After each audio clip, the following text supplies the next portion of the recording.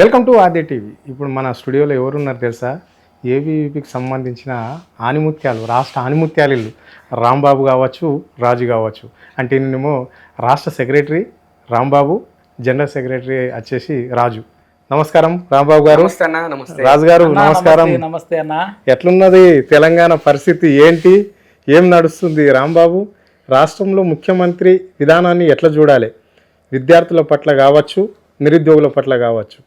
రాష్ట్రంలో ఉద్యోగాలన్నీ నేనే ఇచ్చినా అని చెప్పేసి దాదాపుగా నిరుద్యోగులకు 65,000 ఉద్యోగాలు ఇచ్చినా అని చెప్పేసి రాష్ట్ర ముఖ్యమంత్రి చెప్తుండు. ఇది కరెక్టేనా? రాష్ట్రంలో పరిస్థితి ఎట్లున్నదంటే, ఒక చదువు రానోన్ని, ఓ రియల్ ఎస్టేట్ బ్రోకర్ని తీసుకొచ్చి ఒక రాష్ట్రాన్ని, మంచి రాష్ట్రాన్ని ఆయన చేతిలో పెడితే ఎట్లుంటుంది, ఎక్కడ భూములు కనబడితే అక్కడ దాన్ని ఎట్లా దోసుకోవాలి, మంచిగా ఉన్నదాన్ని ఎట్లా తెరలేయాలని చెప్పేసి ఎట్లయితే అవుతుందో గట్లనే ఇప్పుడు తెలంగాణ పరిస్థితి. ఏరు కోరి తెచ్చుకున్న మొగుడు ఎగిరేరు తన్నినట్టు అనేది ఒక సామెత ఉంటుంది, మోటు సామెత. ఒక గట్లున్నది కథ. ప్రజలందరూ పోయిన ప్రభుత్వం 10 ఏళ్ళు ఇట్లా మమ్మల్ని పరిపాలించి ఇట్లా వేసింది అట్లా వేసింది అని చెప్పేసి వీళ్ళు చెప్పిన దొంగ మాటలకు నమ్మి మేము వచ్చిన తర్వాత పిల్లలకు రియంబర్స్మెంట్ బకాయిలు ఇస్తాము, తర్వాత గ్రీన్ ఛానల్ పెట్టి నెల నెల పైసలు ఇస్తాము, తర్వాత 420 హామీసు, 6 గ్యారంటీసు, మద్దతు ధర, తర్వాత 500 బోనసు, తర్వాత స్కూటీలు, తర్వాత విద్యా భరోసా కార్డు, ఇలాంటి అన్నీ చెప్పుకుంటూ పోతే నోటికి వచ్చిందే చెప్పిండు కాబట్టి అందరు నమ్మి అరచేతిలో వైకుంఠం చూపెడితే గుద్దుతే ఈ ప్రభుత్వం మారింది, ప్రజాప్రభుత్వం అని చెప్పిండు. ప్రజాప్రభుత్వంలో మీ బతుకులు మారుతాయి, మీరు మొత్తం తెల్లగా అయిపోతారు, ఇక నల్లగా ఉన్న వాళ్ళు అందరు తెల్లగా అయిపోతారు అన్నట్టుగా చెప్పిండు అన్నట్టు.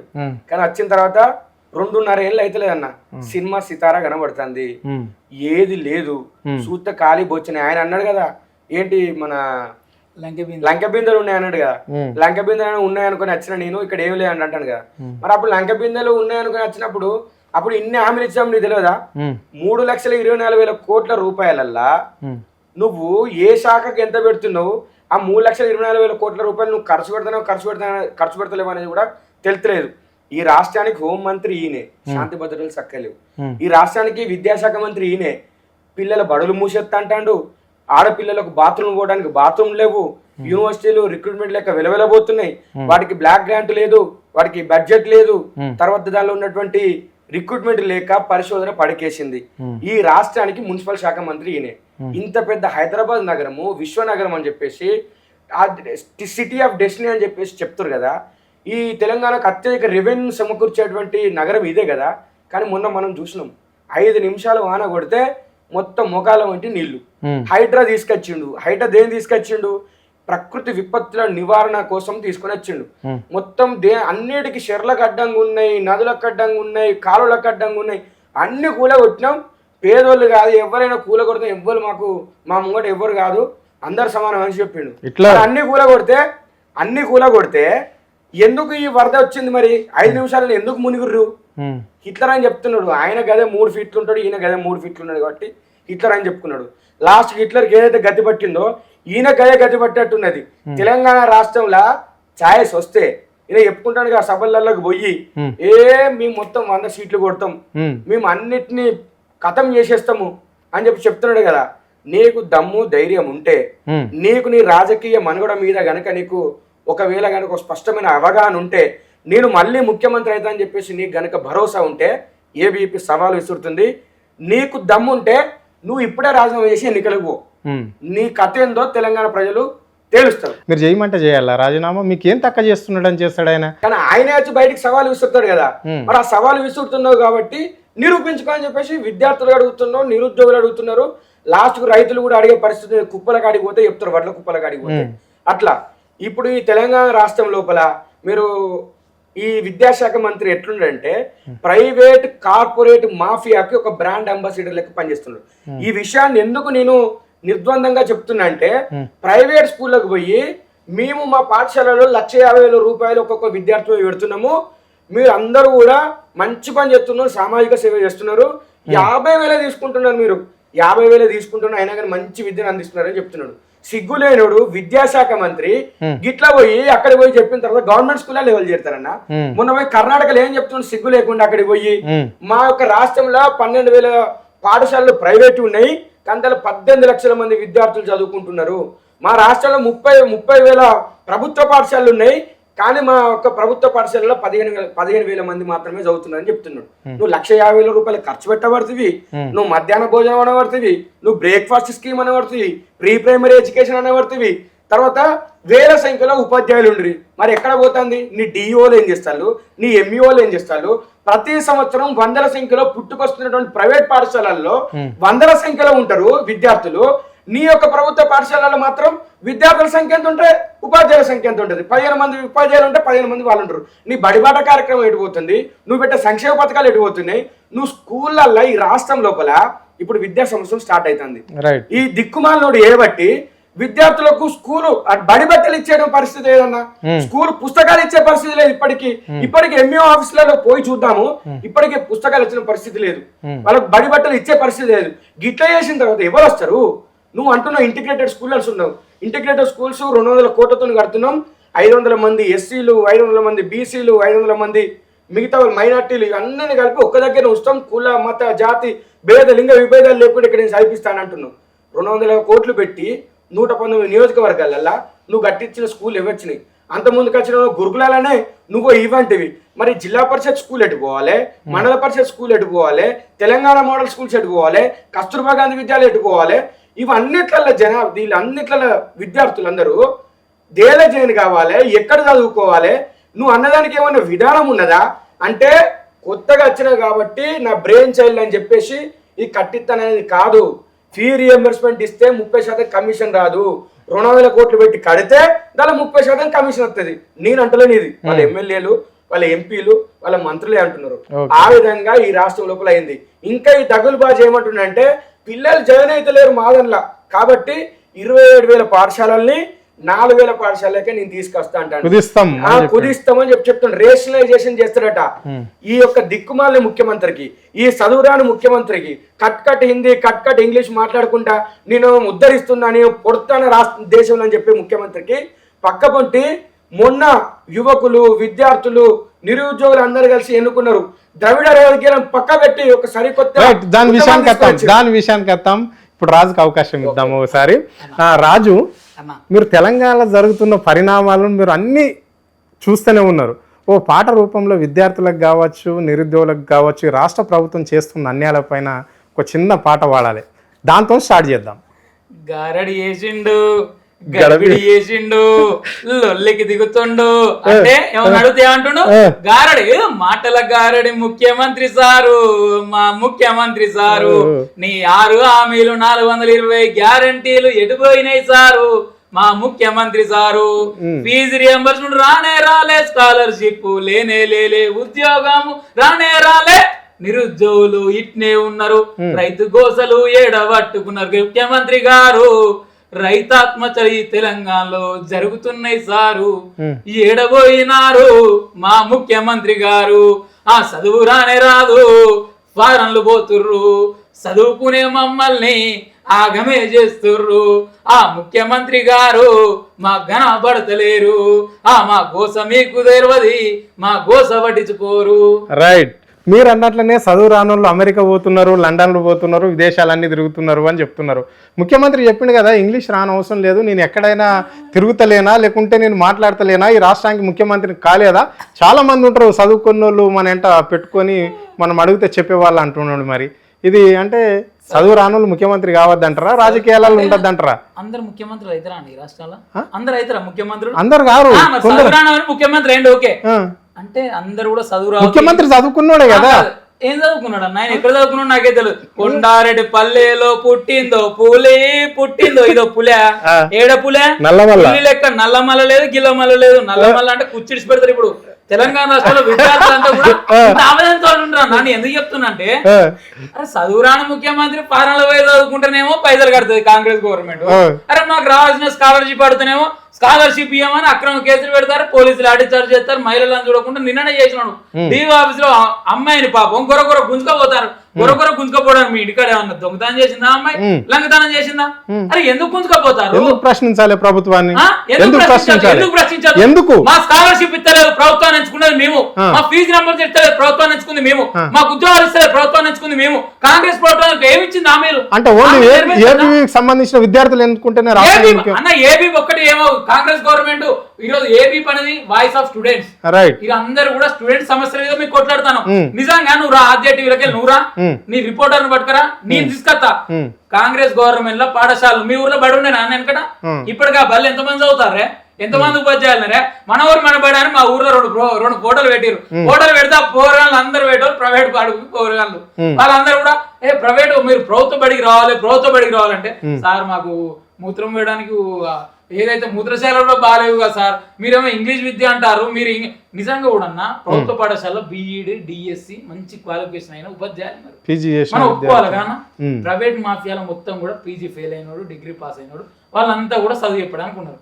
నిజంగా వీళ్ళని యూటిలైజేషన్ చేసుకునే ప్రాబ్లం ఎక్కడ వస్తుందన్న గవర్నమెంట్ ఉండనా అద్దా? ఈ ఇంటిగ్రేటెడ్ స్కూల్ ఎందుకు, తెలంగాణ మోడల్ స్కూల్ ఎందుకు, రేషనలైజేషన్ ఎందుకు? నీకున్న ఊరు కన్న తల్లితో సమానం, ఉన్న బడి కన్న తల్లితో సమానం. ఉన్న ఊర్లో ఉన్న బడిని డెవలప్మెంట్ చేస్తే సరిపోతుంది. అవునా కదా అన్నది ఒకసారి ఆలోచించు. వెనకట ఎర్రగుర్రం ఎక్కిండు అని మనం అనుకునేది.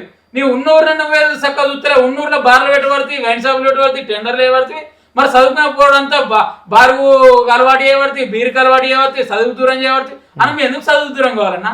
ఫీజు రియంబర్స్మెంట్ ఇస్తలేడు కాబట్టి మీకు కూలినాలు పనిచేసి బతుకుతాను. ఇప్పటికి కూడా తెలంగాణ రాష్ట్రంలో యువకులందరూ ఒకసారి అడుగురి, అరే నువ్వు ఎందుకు చదువు దూరమైన అంటే చదివేటోళ్ళకు చదువు అందుతూనే ఉన్నది. చదివేటోళ్ళకి ఎక్కడ అందుతాను అన్న? నిజంగా అంటే ఏ వర్గాలకు అందకొచ్చింది అది వర్షం చెప్పండి మీరు. అంటే చదువు అందటోళ్ళకి అందుతుంది కదా రాంబాబు. ఒక విషయము ముందన్నారు, ఆ రెండు విషయాలు ప్రస్తావించి చెప్తాను. ఇంగ్లీష్ వస్తేనే ముఖ్యమంత్రి కావాలని అన్నారు. రైట్. ఈ ప్రజాస్వామ్య దేశం లోపల అంగుటోళ్ళను కూడా ఎన్నుకున్నారు. బీహార్ లో రబ్రీదేవి ముఖ్యమంత్రి చేసింది, ఆమెకి ఏం రాదు. 9వ తరగతి చదవనోళ్ళు కూడా ముఖ్యమంత్రులు ఉన్నారు. పాలన మంచిగా చేస్తే ప్రజల యొక్క హృదయాలను అర్థం చేసుకుని పాలన చేస్తే ఏం కాదు. అరే ప్రపంచ దేశాలను ఇప్పుడు రష్యా సూపర్ పవర్ ఉన్నది, చైనా సూపర్ పవర్ ఉన్నది, వాళ్ళు ఇంగ్లీష్ మాట్లాడతారే. వాళ్ళు అంతర్జాతీయ వేదికలు ఎట్లా మాట్లాడుతుండు? చైనా అధ్యక్షుడు వచ్చి మ్యాండరిన్ లో మాట్లాడతాడు, రష్యా వచ్చి వాళ్ళ సొంత భాషలో మాట్లాడతాడు. ఇంగ్లీష్ మాట్లాడుతూనే వచ్చిందా? మీ ఇంగ్లీష్ గురించి మాట్లాడతలేం కానీ ఇంగ్లీష్ లో అసలు నాకు మాట్లాడరాదు అట్లనే అవుతుంది అని చెప్పేసి అనుకుంటూనే ఇంగ్లీష్ మాట్లాడుకుంటే నీకు వచ్చింది ఏదో మాట్లాడి రాష్ట్రం పని ఎందుకు ఇస్తావు అని చెప్పేసి మేము అట్లా అంటున్నాం. అంటే తెలుగులో మాట్లాడమంటారు. ఒకటి ఏం చెప్తున్నాం అంటే చదువు రానోడు అని ఎందుకు అంటున్నాం అంటే నిజంగా చదువుకున్నాడు అయితే బళ్ళను మంచిగా చేయాలి, యూనివర్సిటీలో మంచిగా చేయాలి, ఫీజు రియంబర్స్మెంట్ ఇవ్వాలి, స్కాలర్షిప్ ఇవ్వాలి, విద్యార్థికి ఇచ్చిన అన్ని ఏవైతే హామీ ఇచ్చినా అన్ని నెరవేర్చాలి. నిజంగా ఇప్పుడు నువ్వు ఉన్నావు అన్న రైతు కష్టం తెలుస్తుంది. ఈయన చదువుకున్నానికి కష్టం తెలవాలి, చదువురాని మొదకే తెలుస్తుంది. ఊర్లో ఆయన ముఖ్యమంత్రి చదువుకున్నాడు, ఆయన పెద్ద రైతు కూడా అంటే రైతుల కష్టాలు తెలుస్తాయి. అంటే ఆయన చెప్పిన మీరు వాళ్ళు చెప్తారు, మా తాత పోలీస్ పట్టేలు, మా నాన్న పోలీస్ పట్టేలు. నేను చెప్పడం కాదు, చెప్తాడు రైతు బిడ్డను గవర్నమెంట్ స్కూల్ ముఖ్యమంత్రి చెప్పిండు కదా. మరి అదే గవర్నమెంట్ స్కూల్ చదువుకున్నాయి, నేనే గవర్నమెంట్ స్కూల్ ఎందుకు ఆలోచిస్తాడు? ఎందుకు రిజిస్ట్రేషన్ చేస్తున్నా? 27,000 స్కూల్ ఉన్నాయి, 4,000 పాఠశాలలు ఎందుకు పెడుతుండు అంటే ఈయన గవర్నమెంట్ స్కూల్ చదువుకుంటే గవర్నమెంట్ స్కూల్ అని మూతపడన్నా. అంటే ఆయన ప్రైవేట్ స్కూల్ కొండారెడ్డిపల్లె, ఒక్క నిమిషం, కొండారెడ్డిపల్లెడా 500 మంది జనాభా ఉంటారు కావచ్చు, ఆ ఊళ్ళో స్కూల్ ఉన్నది, మరి స్కూల్ ఎత్తేస్తాడా? స్కూల్ ఎత్తేస్తాడా అక్కడ? నువ్వు ఎందుకు పోతున్నారు? నువ్వు మొన్న చెప్తున్నాడు పిల్లలందరూ ప్రైవేట్ స్కూల్లో సక్సెస్ కావడానికి కారణం ఏంటి? మేము వాళ్ళకి ఏంటి బస్సులు పెడుతున్నారు, తర్వాత మంచి విద్యను అందిస్తున్నారని చెప్పిండు. నేను ఎవడు ఆపిండు? నువ్వు చెప్తున్నావు ఆయన ఎజెండా జెండానే. కాంగ్రెస్ పార్టీ జెండా ఎజెండా ఒకటే. ఇక్కడ రైతును రాజును చేయడము, పేద విద్యార్థులను చదివించడము, ఈ రాష్ట్రాన్ని అభివృద్ధి చేయడము, పేదలకు ఉచిత వైద్యం ఇవ్వడం. అంటే వైద్యం ఇవ్వడము అనేదే వాళ్ళు ఎన్నికల తెలంగాణ రాష్ట్రంలో ఉంటున్నావు, వేరే రాష్ట్రంలో ఉంటున్నావు చెప్పు, ఇవన్నీ అమలవుతున్నాయా? నీ గుండె విధా చేసేసుకొని చెప్పు. తెలంగాణ రాష్ట్రంలో పేదోనికి న్యాయం చేస్తుందా కాంగ్రెస్ గవర్నమెంట్? మీరు చెప్పాలి, చెప్పండి. అంటే వాళ్ళ లక్ష్యం అదే కదా. రైతును రాజు చేయడం అంటే ఇప్పుడు వర్షాకాలం వచ్చింది, ఇంకా కళ్ళాలలో వడ్లు ఉన్నాయి, వడ్ల కుప్పల ప్రాణాలు పోతున్నాయి, గిట్టుబాటు ధర వస్తలేదు, 500 రూపాయలు బోనస్ వస్తలేదు, దొడ్డు వడ్లను కొంటలేరు. ఇది రైతును రాజును చేయడమా?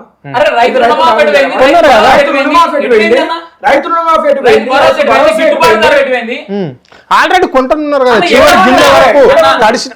ఇగో రాష్ట్ర ముఖ్యమంత్రి మొన్న చెప్పిండు కదా, వర్షాలు తడుస్తున్నాయి వడ్లు. చూపెడతారా మీరు? చూపెడతారా? ఇప్పటికి వడ్లు కొనుగోలు కాలే. మా ఊరుకు రండి, మా ఎమ్మెల్యే గారు నెంబర్ ఇస్తా, ఇదే కల్లాల పొండి, ఇదే రోడ్ల పొండి, ఇప్పటికి కూడా వరి ధాన్యాలు ఉన్నాయి.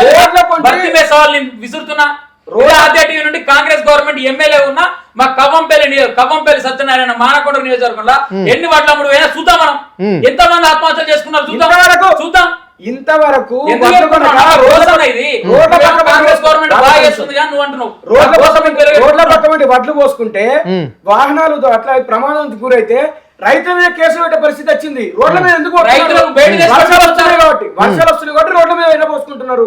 ఆ కళ్ళ మొత్తం నడిచిపోతాయి కాబట్టి ఈ యొక్క తెలంగాణలో రేవంత్ రెడ్డి యొక్క పాలనలో రైతుల పరిస్థితి అది. విద్యార్థుల దగ్గరికి వస్తే రీఎంబర్స్మెంట్ పాపం అన్న 2008 సంవత్సరంలో స్వర్గీయ వైఎస్ రాజశేఖర రెడ్డి గారు పేద పిల్లలు చదువుకోవాలని చెప్పేసి మాలాంటి విద్యార్థి సంఘాలు ఆర్ కృష్ణయ్య లాంటి వాళ్ళు, మందకృష్ణ లాంటి వాళ్ళు పోరాటాలు చేస్తే పేద విద్యార్థులకు లాయర్లు కావాలి, వాళ్ళు డాక్టర్లు కావాలి, ఇంజనీర్లు కావాలని చెప్పేసి ₹1 కూడా మీరు కట్టనవసరం లేదు ప్రభుత్వం కడతానని చెప్తే వేల మంది ఇంజనీర్ల ఇల్లు, డాక్టర్ల ఇల్లు, లాయర్ల ఇల్లు విదేశాలలో ఉండి ఈ దేశానికి విదేశ మారద్రవ్య నిల్వలు పెంచుతున్నారు.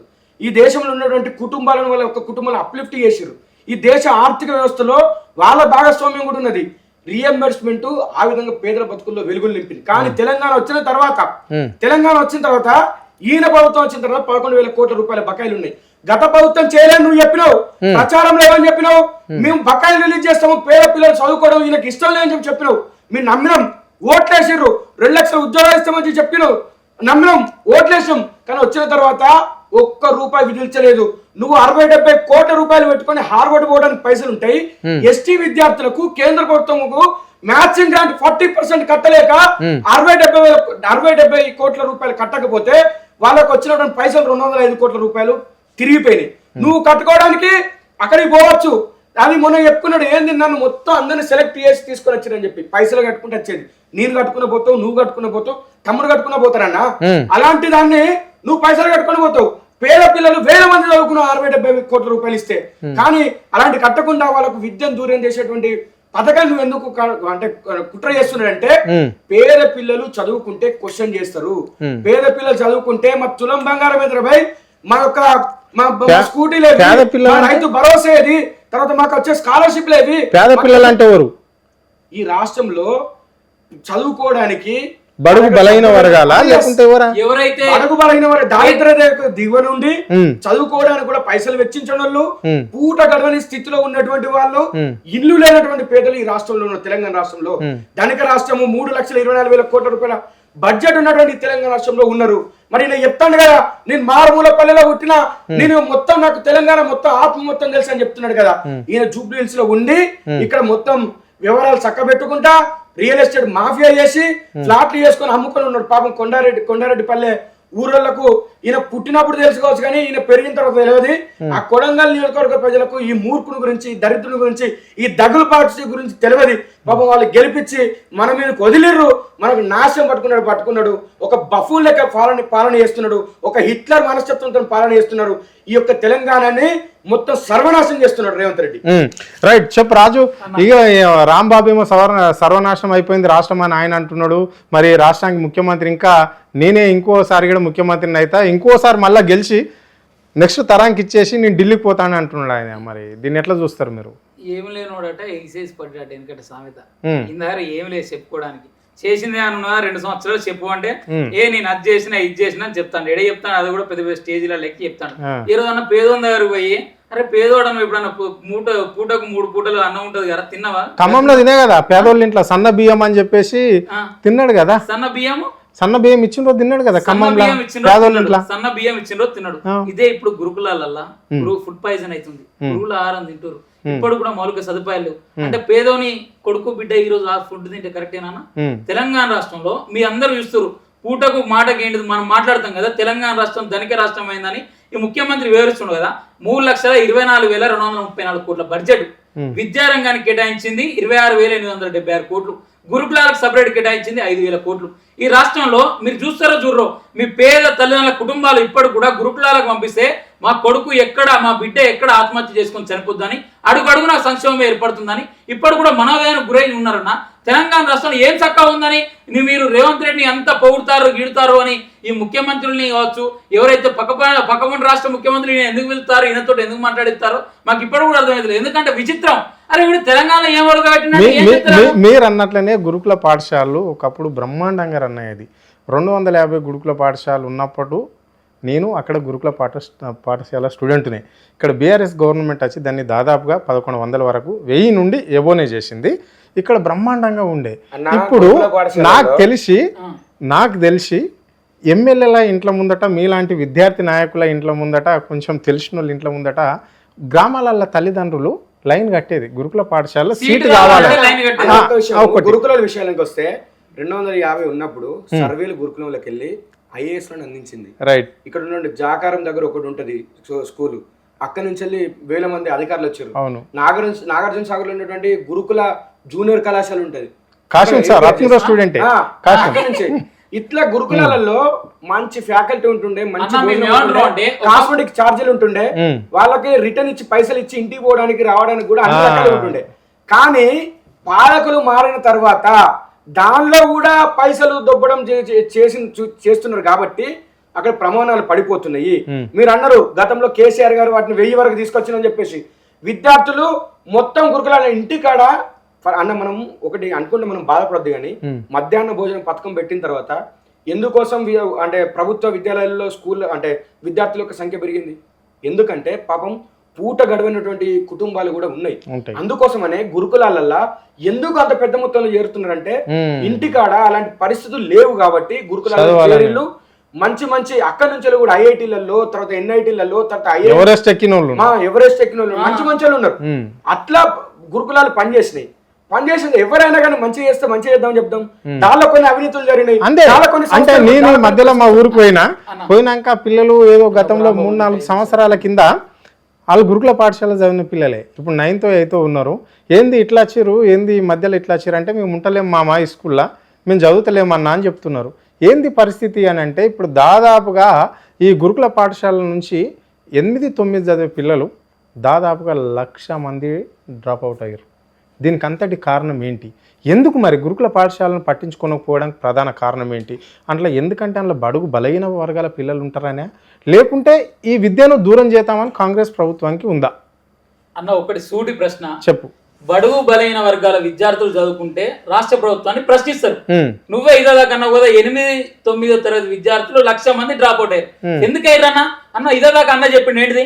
మధ్యాహ్న భోజనం ఉంటుంది, అక్కడ ఫ్రీ ఎడ్యుకేషన్ ఉంటుంది, మంచిగా 1 నుండి 12వ తరగతి దాకా అలా చదువుకోవచ్చు అని ఒక మంచి చదువు ఆలోచనతో పోయిన విద్యార్థి 1,00,000 మంది ఒకటేసారి డ్రాప్ అయ్యారు అంటే అది ఓల వైఫల్యం అన్న, నిజంగా ప్రభుత్వ వైఫల్యం. ఇదే ఏమంటారు, ఒక 10 రోజులు పోతారు, 10 రోజులు పోయి ఆడ మిడ్ డే మీల్స్ పెడతా, రాగి జావ పెడతా, తర్వాత అది చేస్తా ఇది చేస్తా అంటారు కదా. ఇదే కొండారెడ్డిపల్లిలో ఫుడ్ పాయిజన్ అయ్యి హాస్పిటల్ పాలైన మహిళలు కావచ్చు, ఆడపిల్లలు కావచ్చు, విద్యార్థులు కావచ్చు తిరిగితే ఏదో అన్న ఈ యొక్క రాష్ట్ర ప్రభుత్వం అక్కడ పోయి ఎంక్వైరీ చేసిందన్న. విద్యాశాఖ మంత్రి ఉన్న ఈయనే ఒక గురుకులాలకు పోయి అన్నం తిన్నా రోజు చూసినావు అన్న? నువ్వు ఏమన్నా పాఠశాలకు పోయి చదువు ఎట్లా చెప్తారని రోజు చూసినావు అన్న?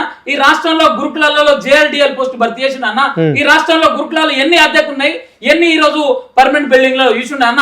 ఈ రాష్ట్రంలో ప్రతి ఒక్క గంటకి ఎంతమంది ఫుడ్ పాయిజన్ తోటి ఈ యొక్క గురుకుల విద్యార్థులు అవస్థపడుతున్నారు చూసినా అన్న? ఒక భువనగిరిలా అది కారులు వస్తుర్రు, మా గోసలు వింటుర్రు, ఎక్కడుంది రాజ్యం, ఇది ఎక్కడుంది పాలన అని ఒక అమ్మాయి ఎవరైతే విద్యార్థులు బయటకు వచ్చి ఒక 40 మంది విద్యార్థులు ఏకం చేసి అధికారులు వస్తున్నారు, మమ్మల్ని బెదిరిస్తుర్రు, మేము అడిగితే ప్రశ్న అడిగితే మమ్మల్ని లోపలి పోమంటారు, మమ్మల్ని ఆవేదన గురి చేస్తుర్రు, మాకు మంచి భోజనం పెడతలేరు, మంచి నీళ్ళు ఇస్తలేరు, మంచి ఈరోజు ఉపాధ్యాయుడు చదువు చెప్పడానికి లేదు. మొత్తానికి ఇక్కడ గురుకులాల మొత్తం కూడా ఈరోజు అస్తవ్యస్తమైంది. ఒక పాలనలో మేము బతకలేమని ఒక విద్యార్థులు బయటకు వచ్చి ఆ పాట బయటకు వస్తే, భువనగిరి కేంద్రంగా ఉన్న గురుకులాలకి పాట బయటకు వస్తే ఈ రాష్ట్రం అంతా కూడా చలనం లేకుండా పోయింది. మా అందరు కూడా కన్నీళ్లు తిరిగినాయి. అధికారులు వస్తున్నాడ, మా గోసలు వింటున్నాడ, కానీ ఆ గోసలను పట్టించుకునే నాదులు లేడు. అసలు ఎక్కడుంది రాజ్యం, ఎక్కడుంది పాలన? రేవంత్ పాలన అంటే ఇదేనా రేవంత్ పాలన? ఈ రేవంత్ పాలన మా పేదోడికి వశం కాదా? ఈ రేవంత్ పాలన పేదోడు బతకద్దా? పేద విద్యార్థులు బతకద్దా? గురుకులాల అభివృద్ధి కావద్దా? గురుకులాల్లో రిక్రూట్మెంట్ కావద్దా? గురుకులాల్లో నాణ్యమైన భోజనం అందించరా? గురుకులాలు అద్దె భవనాలు ఉంటే మీరు చూసారు, అద్దె భవనాలు ఉంటే దాని ఓనర్ వచ్చి లాగేసుకొని పోయిన ఘటనలు యొక్క తెలంగాణ రాష్ట్రంలో లాగులు వేసుకొని పోయి నువ్వు అద్దె కడతలేవని, ఈ రాష్ట్రంలో 10 నెలల నుండి సంవత్సరం నుండి అద్దె కడతలేవని పిల్లలకు గేట్లు వేసి నువ్వు లోపల పోకురాబాయ్ అని బెదిరిస్తే యొక్క రాష్ట్ర ప్రభుత్వం ఏం చేస్తుంది? ఈ రాష్ట్రంలో ఉన్న విద్యాశాఖ అధికారులు ఏం చేస్తున్నారు? ఈ రాష్ట్రంలో ఉన్న MEO DO పోస్టులు ఎన్ని ఉండాలని ఈ రాష్ట్రంలో దాదాపు 1000కు పైగా ఉండే యొక్క MEO DO పోస్టు నేడు 4-5 ఉంటే పట్టించుకునే నాదులు లేడు. విద్యా వ్యవస్థ ఏమో సస్యశామనం చేస్తా, సస్యశామనం చేస్తా, యూత్ ఇంటిగ్రేటెడ్ స్కూల్ చేస్తా, విద్యా కమిషన్ జరిపిన ఆకునూరు మురళి ఎందుకున్నాడో కూడా అర్థం కాదు.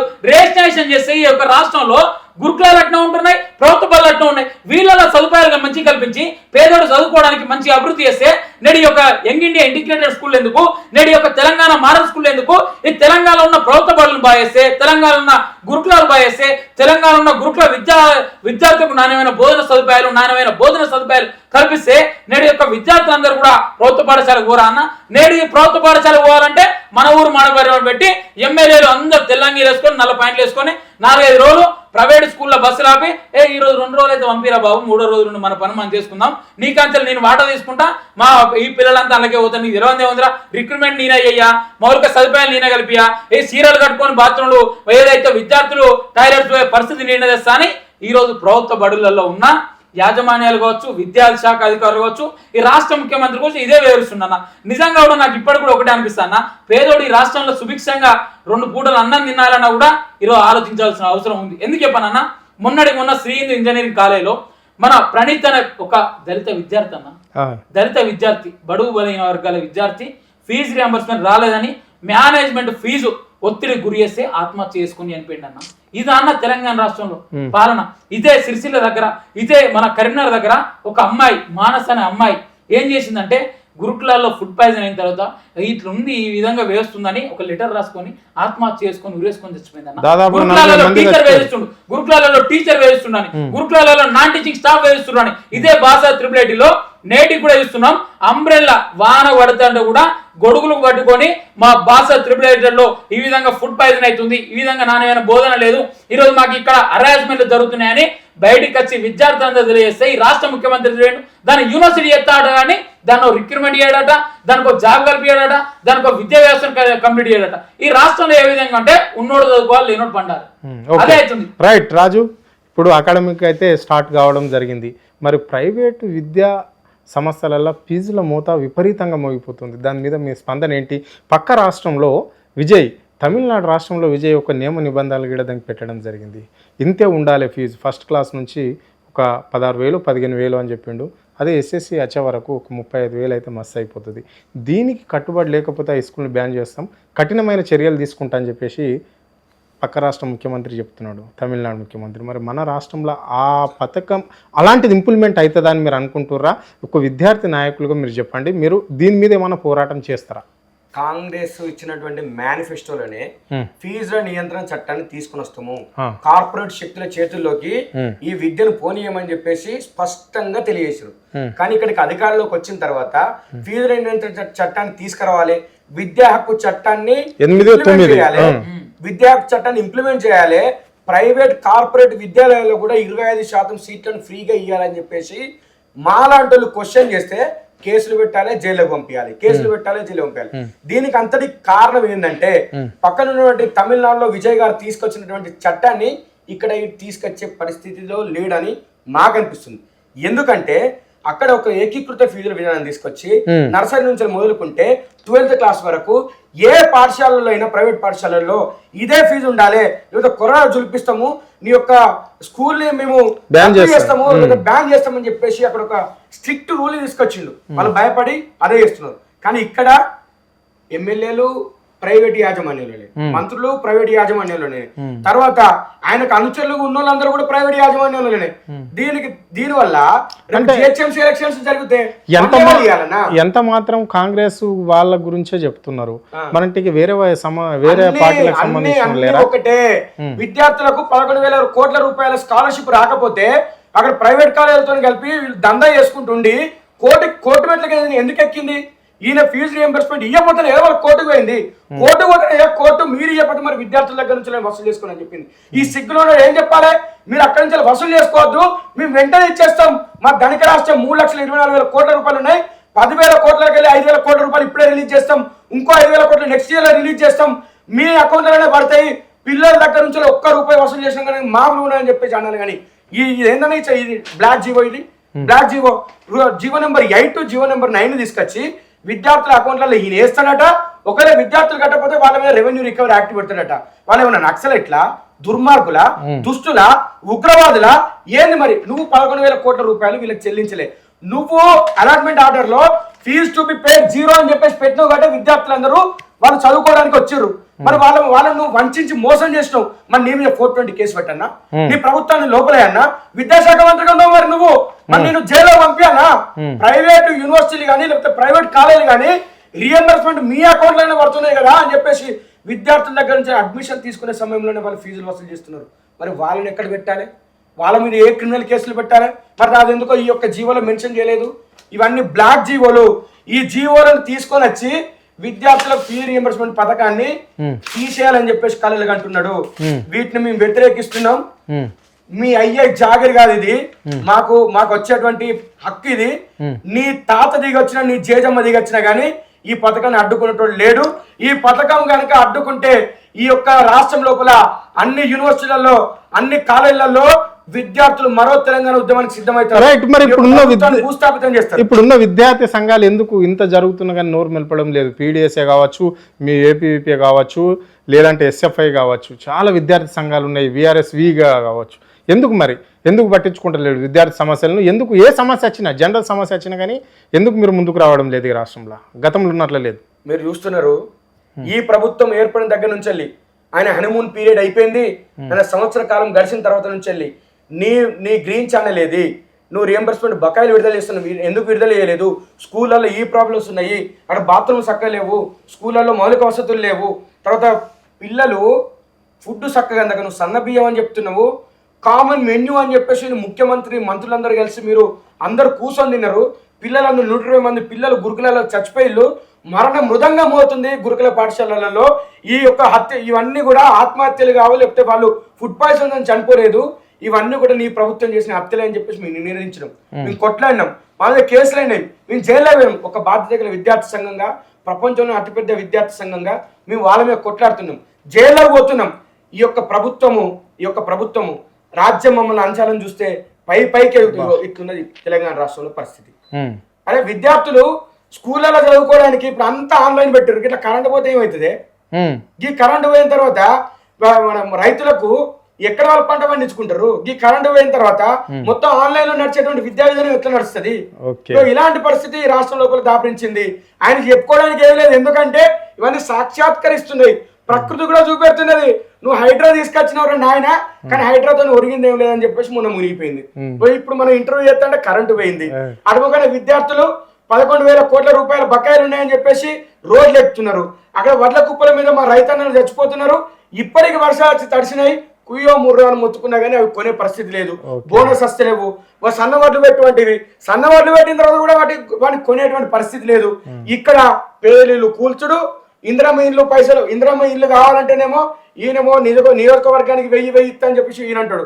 కానీ అక్కడి నుంచి వాళ్ళు ఇచ్చేటువంటి 5 లక్షలలో ₹1,00,000 వాళ్ళకి సమర్పించుకోవాలి. ఇలాంటి పరిస్థితి ఉన్నది. మంత్రులేమో ఈ సిమెంట్ ఫ్యాక్టరీ దగ్గర ఇది కావాలని చెప్పి గంటలు పెట్టి బెదిరిస్తా అంటారు. అక్కడ మేడారంలో కాంట్రాక్ట్ కావాలని ఆ మంత్రుల మధ్యలో వాడది. మొత్తం అంతా ఏం నడుస్తుందంటే ఆయనకు సినిమా అర్థమైపోయింది. ఇంకోసారి నాకు రాదు, వీడు ఎవరు మమ్మల్ని చేయనియరు, ఏదో అడ్డిమారి గుడ్డి దెబ్బలు నేను అయిన ఇక్కడ అందరు ఏదో నమ్మిర్రు, అదే నేను చూసి నమ్మపోతురు. కానీ పక్కపంటి వాళ్ళ నాయకులు ఎవరైతే వాళ్ళని తీసుకొచ్చి అట్లా చెప్పిస్తే, ఇవన్నీ హామీలు ఇస్తే పాపం ఎవరైనా పేద ప్రజలు ఏంది కొంచెం మాకు వస్తాయి వచ్చు అని చెప్పేసి నమ్ముతారు. అట్లా నమ్మించి చెప్పితే అడ్డిమారి గుడ్డి దెబ్బలు అయినటువంటి ఈ యొక్క ముఖ్యమంత్రి ఇప్పుడు ఇక నేను నిలుపుకునే పరిస్థితి లేదు కాబట్టి ఇక మొత్తం సంపాదించుకోవాలి. 6 అన్నదమ్ములు, పక్కమంటున్న రోహిన్ రెడ్డి, అన్యాయులు అందరూ కలిసి సంపాదించుకోవాలి. రేపు పొద్దుగాల వేరే పార్టీ లేకపోతే ఇంకో దానికైనా నేను పోతే మంచిగా అక్కడ వాళ్ళకి పైసలు పంచి ఎమ్మెల్యేలను కొనుక్కొని తీసుకుపోయి ప్రభుత్వాన్ని ఏర్పాటు చేసుకుంటట్టన్నా ఉండాలి. లేకపోతే ఎందుకంటే పోయినసారి ఖమ్మమైన ఒక పైసలు బాగున్నాయని ఉన్నాడు ఇప్పుడు మంత్రి.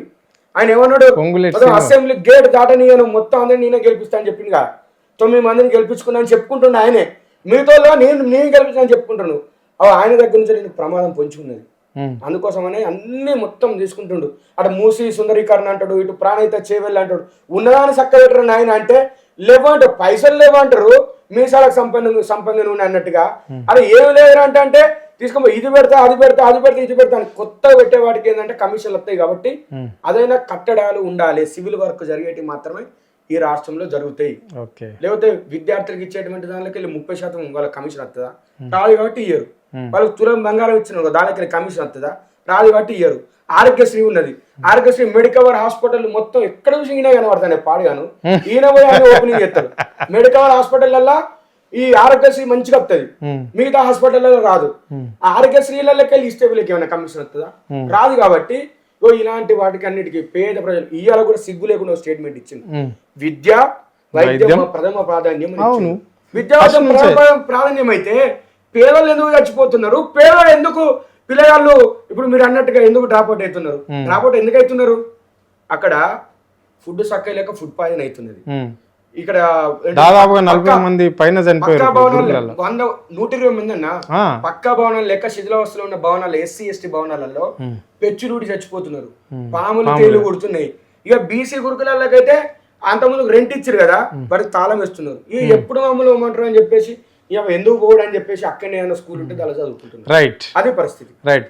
చివరిగా చెప్పండి రాజుగారు, మరి ఈ నిత్యావసర సరుకుల ధరలు ఇంకా పెరిగే ఆలోచనలో ఉందా ఈ ప్రభుత్వం చేస్తున్నట్లన్నా? మరి డీజిల్ పెట్రోల్ ధరలు విపరీతంగా పెరిగినాయి, వారంలో 4-5 సార్లు పెరిగినాయి. ఎందుకు మరి ఏపీవీ విద్యార్థి నాయకులు ఎందుకు ఆందోళన చేయలేకపోయారు? ఎందుకు దాన్ని అడ్డు కట్టేయలేకపోయారు? ఏంటి కారణాలు ఏంటి? యాజ్ ఏ బాధ్యత కలిగిన స్టూడెంట్ ఆర్గనైజేషన్గా విద్యార్థి సమస్యలకు ప్రాధాన్యత. ఈ తెలంగాణ అంటే ఇది విద్యార్థి సమస్య కాదా? విద్యార్థి సమస్య అంటే విద్యార్థులకు బండ్లు అంటే నిత్యావసర సరుకులు కొనే ఒక దేశంలో ఇరాన్ ఇజ్రాయెల్ వార్ జరిగినప్పుడు అక్కడ ఏంటిదంటే పెట్రోల్ డీజిల్ ఈరోజు అది కొరుతుంది కాబట్టి అక్కడ నిలిపివేయడం జరిగింది. కాబట్టి ఈ విధంగా కేంద్ర ప్రభుత్వం చెప్పినప్పుడు మనందరం కూడా అర్థం చేసుకోవాలి. 5 స్టేట్లలో ఎలక్షన్ జరిగేటప్పుడు కూడా కేంద్ర ప్రభుత్వం ఒక మాట చెప్పింది, ఎక్కడ పెరిగాయి అని చెప్పింది, ఇప్పుడు పెంచారు. దీన్ని ఎందుకు మీరు విద్యార్థి నాయకులుగా ఎందుకు ఖండించలేకపోయారు? ఒక విషయము అంటే మేము కేంద్ర ప్రభుత్వాన్ని వకాలతో పుచ్చుకోవడానికి వాళ్ళ పార్టీకి సంబంధించిన మేము కానప్పుడు ఎందుకు చేయలేదు చెప్తున్నాం. ఒక విషయం అంటే మనం చదువుకున్న విద్యార్థిగా, యూనివర్సిటీలో చదువుకున్న విద్యార్థిగా అంతర్జాతీయ పరిస్థితులు ఏ విధంగా ఉన్నాయో మనం అర్థం చేసుకున్నాం. నిన్న కాక మొన్న అంటే ప్రధానమంత్రి గారు ముఖ్యమంత్రులతో నీతి ఆయోగ్ సమావేశం పెట్టినప్పుడు ఒమర్ అబ్దుల్లా గారు బయటకు వచ్చి పక్కన ఉన్న పాకిస్తాన్ లో కానీ ఇటున్న బంగ్లాదేశ్ లో కానీ డీజిల్ పెట్రోల్ దొరికేటువంటి పరిస్థితి లేదు, ఇలాంటి క్లిష్ట పరిస్థితులలో కూడా మన డీజిల్ పెట్రోల్ దొరుకుతున్నది, మనం అదృష్టవంతులం అని చెప్పిండు. ఇంకొకటి పెరిగినప్పుడు కూడా ఆ రాష్ట్రాల్లో ఎలక్షన్స్ ఉన్నప్పుడు పెంచలేదు, ఇప్పుడు ఎందుకు పెంచారంటే ఆ రాష్ట్రాల్లో ఉన్నప్పుడు ఎలక్షన్స్ ఉన్నప్పుడు కేంద్ర ప్రభుత్వము వాళ్ళకి 10 రూపాయలు తగ్గించింది. ఏంటిది? ఎక్సైజ్ సుంకాన్ని తగ్గించింది. కావాలంటే మీరు చెక్ చేసుకోండి. మళ్ళీ తర్వాత ఈ రోజు నిన్న ఇథనాల్ బ్లెండింగ్ చేస్తున్నారు, 20% ఇథనాల్ బ్లెండింగ్ చేస్తున్నారు. 20% ఇథనాల్ బ్లెండింగ్ చేసిన దానిలో ఎక్సైజ్ సుంకం మొత్తమే తగ్గిస్తున్నాము. తర్వాత 100% పోతే ఇంత, 80% అయితే ఇంత, ఈ ఇథనాల్ బ్లెండింగ్ దానిలో తగ్గించినారు. ఇంకొక విషయం చెప్పాలి, మీరు కేంద్ర ప్రభుత్వం ఇంత చేస్తున్నది, ఇటు మొక్కన వస్తే ఏ పాలిత ప్రాంతాలలో ఎక్సైజ్ డ్యూటీ ఎక్కువ, వ్యాట్ కానీ ఎక్కువ ఎక్కడ వసూలు చేస్తున్నారు మీరు చెప్పండి. తెలంగాణలో ఎంత డీజిల్ పెట్రోల్ ధర ఉన్నది, ఉత్తరప్రదేశ్ లేకపోతే అటు మొక్కన ఉత్తరాఖండ్ లో ఎంత ఉన్నది, ఇటు కర్ణాటకలో ఎంత ఉన్నది? కర్ణాటకలో మనకన్నా తెక్కన ఉంటది. కర్ణాటకలో మనకన్నా కాదు, మీరు అంటున్నటువంటి కేంద్ర ప్రభుత్వము సంబంధించినటువంటి ప్రభుత్వాలు ఉన్నటువంటి రాష్ట్రాలలో ఎంత ఉన్నది డీజిల్ పెట్రోల్ ధర, ఇక్కడ ఎంత ఉన్నది డీజిల్ పెట్రోల్ ధర. ఇంకో విషయం, హర్మూజ్ లాంటి స్థానాలను అమెరికా బ్లాక్ చేసి, ఇరాన్ కొంత బ్లాక్ చేసి, మిగతా ఇటుముఖం ఉన్న ప్రాంతాలకు అసలు వాటికి దానికి సంబంధం లేనట్టుగా ఒక అంతర్జాతీయ జలసంధి దగ్గర ఇలాంటి క్లిష్ట పరిస్థితులు ఉన్నప్పుడు దౌత్య మార్గం ద్వారా దాన్ని పరిష్కరించుకొని నౌకల్ని తీసుకొచ్చుకొని ఇక్కడ ఉన్న డిమాండ్కు సరిపడా మనం సప్లై చేస్తున్నామంటే అది గొప్ప విషయం. దీన్ని అందరం కూడా భారతీయులుగా, తర్వాత ఒక దేశం మీద అంటే క్లిష్ట పరిస్థితులు ఎట్లా స్పందించాలనే దాని మీద మనం ఒక అవగాహనతో దీన్ని స్వాగతించాలి. అది ఏ ప్రభుత్వమైనా, గతంలో ఉన్నటువంటి కాంగ్రెస్ ప్రభుత్వమైనా లేకపోతే జనతా ప్రభుత్వమైనా దేశం క్లిష్ట పరిస్థితులు వచ్చినప్పుడు అందరూ కూడా వాళ్ళకు ఉన్నారు. ఎల్పిజి సిస్టమ్ ఇక్కడ తీసుకొచ్చినప్పుడు లిబరైజేషన్, ప్రైవేటైజేషన్, గ్లోబలైజేషన్ ని ఇక్కడ ఉన్నటువంటి అప్పుడు పివి నరసింహారావు గారు తీసుకొచ్చినప్పుడు నిలువు దోపిడి ఇచ్చారన్న, బంగారాన్ని నిలువు దోపిడి ఇచ్చారు. అలాంటి పరిస్థితులు ఉన్నాయి. అట్లా ఉన్నాయి కాబట్టి ఆ మాంద్యం నుంచి మనం బయటపడ్డాం. అట్లా క్లిష్ట పరిస్థితులు వచ్చినప్పుడు మనం సహకరించాలి. మరి ఇక్కడ ఈయన చెప్పిండు, నేను నచ్చిందంటే 30 రూపాయలనే డీజిల్ పెట్రోల్ ఇస్తా, కేసీఆర్ ఇన్ని వసూలు చేస్తున్నాడు, కేంద్ర ప్రభుత్వం ఇన్ని వసూలు చేస్తున్నాడు అని చెప్పిండు. మరి నచ్చిన తర్వాత ఎవరు ఆపుతున్నారు? నేను ఒక్కొక్క లీటర్ మీద 40 రూపాయలు దొబ్బుతున్నాడు ఈయన. మరి తగ్గాక మేము వద్దానమ్మా? తగ్గాక మేము అడ్డం ఎందుకు మీరు ఎందుకు ఫైట్ చేయడం లేదు విద్యార్థి నాయకులుగా? ఎక్కడ మీరు ఈ రాష్ట్రంలో మద్యం టెండర్లు ఇస్తారు, లక్షణ దాన్ని 3 లక్షలు చేసిర్రు. ఊరుకో బడ అయితే మంచిగా ఎత్తలేరు కానీ మద్యం షాపులు మంచిగా ఎత్తారు, వైన్ షాపులు పెడతారు. ఇదే పెట్రోల్ డీజిల్ గురించి ఇంతగానో అన్న చెప్పిండు కదా. దీనిలో మేం చెప్తున్నాం అంటే ఈ రాష్ట్రంలో ఉన్న వ్యాట్ ఉన్నది, దానికి ఏంటిదంటే దాదాపు 20 రూపాయలు ఇటు తీసుకుంటే 7 రూపాయలు కేంద్ర గవర్నమెంట్ తీసుకుంటుంది. మరి 20 రూపాయలు ఎంతో కొంత తగ్గియాలి కదా. ఈ కేంద్ర గవర్నమెంట్ ఏంటంటే ఇప్పుడున్న అంతర్జాతీయ పరిస్థితులు ఏంటంటే శ్రీలంకలో చూసుకో ఎంత ఉందో రేటు 90% పెరిగింది. ఇదే పాకిస్తాన్ తీసుకో 90% పెరిగింది. ఈ తెలంగాణ రాష్ట్రంలో వచ్చి భారతదేశంలో వచ్చు పెట్రోల్ కు అత్యధికంగా తక్కువ ఉన్న రేటు కూడా ఇదే దేశంలో ఉంది, మన భారతదేశంలో ఉంది. పక్కపడి దేశాలను కంపేర్ చేయి, ఇదే భారతదేశాన్ని కంపేర్ అంటే అమెరికాలో కూడా అడుగు, ఇదే రష్యాలో కూడా అడుగు. మేము ఏమంటున్నాం అంటే తెలంగాణ రాష్ట్రంలో మేమేదో కేంద్ర ప్రభుత్వానికి వక్కసపడి మేము భారతీయ జనతా పార్టీ కార్యకర్తల కండవాలు వేసుకోలే. విద్యార్థి పరిషత్ నాయకునిగా తెలంగాణ రాష్ట్రంలో ఏ ప్రభుత్వం అయినా కూడా భారతీయ జనతా పార్టీ ప్రభుత్వం తప్పేస్తే తప్పని అంటాం, బీఆర్ఎస్ తప్పేస్తే ప్రభుత్వం తప్పే అంటాం, కాంగ్రెస్ ప్రభుత్వం తప్పేస్తే తప్పే అంటాం. మా అందరికి కూడా ఏంటంటే విద్యార్థులు బాగుండాలి, దేశం బాగుండాలి. దేశం మీద దేశ విద్యార్థులు ఏంటంటే అవస్థలు పడుతారు కదా, విద్యార్థులకు నాణ్యమైన సౌకర్యాలు అందించాలి. ఏదైతే ఫీజు రియంబర్స్మెంట్ 11,000 కోట్ల పెండింగ్ ఉందో ఈ రాష్ట్రంలో వ్యవహరిస్తున్న రాష్ట్ర ముఖ్యమంత్రిని మేము తప్పుపడుతున్నాం. కానీ కాంగ్రెస్ ప్రభుత్వ విధి విధానాలు ఏంటంటే ఈరోజు పేదలకు మంచి చేసేటట్టు ఉండాలి. నువ్వే పెట్టినావు 6 గ్యారెంటీలు, 420 హామీలు పెట్టినావు. ఇదే మీరు నీట్ పేపర్ లీక్ అయినప్పుడు కేంద్ర ప్రభుత్వాన్ని మేము ప్రశ్నించడం, ఎన్టీఆర్ చైర్మన్ ఎన్టీఏను రద్దు చేయాలని చెప్పినాం, ఎన్టీఏ చైర్మన్ రాజీనామా చేయాలని చెప్పినాం. ఇదే మా యొక్క ఏబీ ఆర్గనైజేషన్ ఢిల్లీ జంతర్ మంతర్ దగ్గర ఎన్టీఏ చైర్మన్ రాజీనామా చేయాలి, ఎన్టీఏను రద్దు చేయాలని, నీటి పేపర్ ఇటువంటి అవకతవకలు జరగద్దని ధర్మేంద్ర ప్రధాన్ సమానం చెప్పాలని కూడా మేము ప్రశ్నించడం. మాకు ఏ ప్రభుత్వంతో కావచ్చు, ఏ వేరే వాళ్ళతోటి పొలిటికల్ తోటి మాకు సంబంధం ఉండదు. ఏబీపీ ఆర్గనైజేషన్ జాతీయవాద విద్యార్థి సంస్థ. ఏదైతే విద్యార్థి బాగుండాలి, విద్యార్థి ఈరోజు మంచిగా చదువుకోవాలి, విద్యార్థికి ఉద్యోగం రావాలి, విద్యార్థి ఒక చైతన్యవంతుడు కావాలి, ఈ దేశం పట్ల ఆలోచించాలి, దేశ ద్రోహులుగా ఉన్న వాళ్ళని తరిమి కొట్టాలి. ఏదో పెన్ను సిద్ధాంతాన్ని మనం అందరం కూడా ఇమిడించుకోవాలి, గన్ను సిద్ధాంతాన్ని పక్క పెట్టుకోవాలి, అడుగుల బాట పట్టద్దు. దేశ భక్తులుగా దేశంలో ఒక దేశాన్ని రాజ్యాంగాన్ని గౌరవించుకుంటా, దేశం యొక్క విద్యా విధానాన్ని అవలంబించుకుంటా ఎన్ఈపీని ఇక్కడ ఇంట్రొడ్యూస్ చేస్తే ఒక విద్యార్థి అనేక విధాలుగా యొక్క చదువును అభ్యసించాలనే సంకల్పంతో పనిచేస్తున్న విద్యార్థి సంస్థ మాది అక్రమం కేసులైనా, జైల్లోకి పోయినా, లాఠీ చార్జ్ అయినా, రేపు పొద్దున 100కు పైగా కేసులను కూడా మా నిర్ణయం ఒకటే, విద్యార్థి బాగుండాలి. రాష్ట్ర ప్రభుత్వం వ్యవహరిస్తున్న విద్యార్థి వ్యతిరేక విధానాలను బయటకు పెట్టాలి. ఏదైతే ఆ విధానాలు వ్యవహరిస్తున్న రాష్ట్ర ముఖ్యమంత్రిని కూడా గల్లా పట్టుకొని బిడ్డ తప్పు చేస్తున్నావు గుర్తు పెట్టుకో రేవంత్ రెడ్డి. పేదోనికి రావాల్సిన స్కాలర్షిప్ ఎటువైంది, గురుకులాల నాణ్యమైన భోజన సదుపాయాలు ఎటువైనాయి, నాణ్యమైన రిక్రూట్మెంట్ ఎటువైంది, యూనివర్సిటీలలో పేద నిరుద్యోగులకు రావాల్సిన ఈరోజు ఉద్యోగ అవకాశాలు ఎటువైనాయి అని ఆ ప్లేస్ లో రాష్ట్ర ముఖ్యమంత్రి ఎవరున్నా కూడా ప్రశ్నిస్తాం. రేవంత్ రెడ్డిని కూడా ప్రశ్నిస్తూనే ఉంటాం. ఇదే పొట్టి ముఖ్యమంత్రి హిట్లర్ లెక్క వ్యవహరిస్తున్న పొట్టి ముఖ్యమంత్రిని గల్లా పట్టుకొని ఎవరి పాలయ్యిందిరో తెలంగాణ ఎటుతున్నాడు రో గోసి గొంగడేసి గాలి గజలు కట్టి ఊరు పోరు బాట నిలిస్తే ఎవరి పాలయ్యింది అంటే సంఖ ఏరిండు. ఎవరు?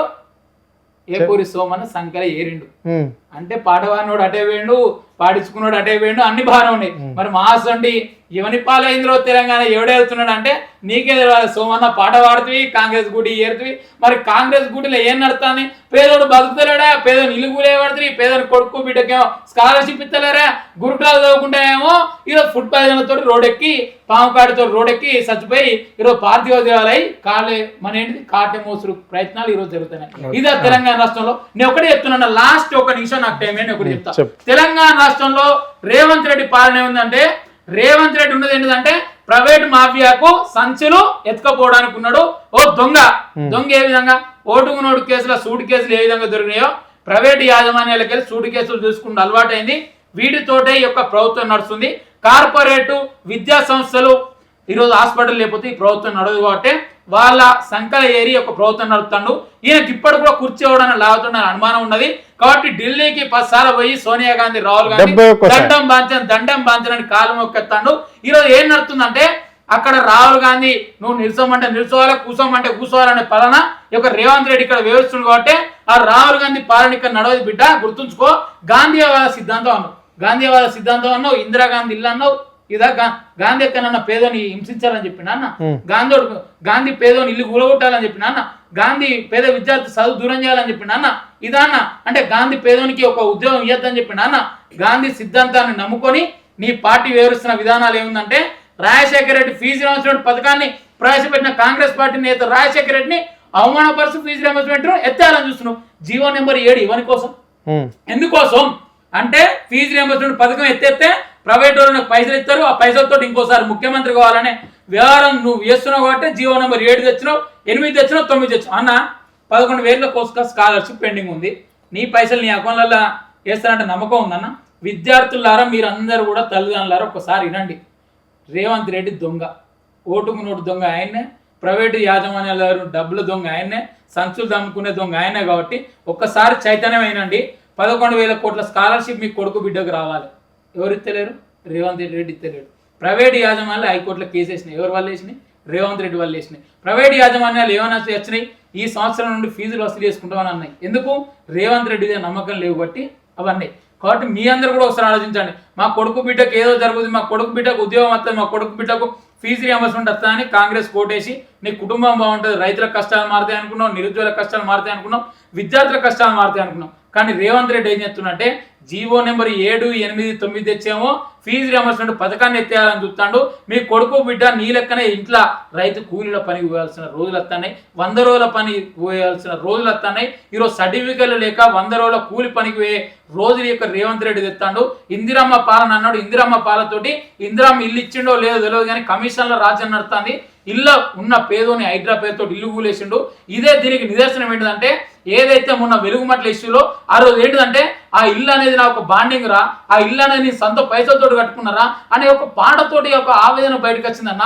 ఇల్లు నా ప్రాణం, ఇల్లు లేకపోతే నేను ఉండా, నా కొడుకు బిడ్డను ఏ విధంగా చూసుకుంటారో నా ఇల్లును కూడా అదే విధంగా చూసుకుంటా అని అనేక మంది పేద తల్లిదండ్రులు బయటకు వచ్చి మొరబెట్టుకున్నారు. పేద తల్లిదండ్రులు మీ ఇల్లు పోతే అంత ఆవేదన చేశారు, ₹1 వేస్తే ఆ విధంగా ఆవేదన చేస్తారు, పెట్రోల్ డీజిల్ మీద లేకపోతే మీకు వడ్లు కొంటలేరని ఈ విధంగా ఆవేదన చేస్తారు. మీ కొడుకు బిడ్డకు స్కాలర్షిప్ ఇస్తలేదు గవర్నమెంట్, ఫీజు రియంబర్స్మెంట్ ఇస్తలేదు, దాదాపు 2 లక్షల ఉద్యోగాలు సంవత్సరానికి అన్నది, ఒక ఉద్యోగం ఇస్తలేదు. తల్లిదండ్రులారా మీ కొడుకు మీ బిడ్డ చదువుకోకపోతే మీ కుటుంబం ఎట్లా అభివృద్ధి చెందుతుంది?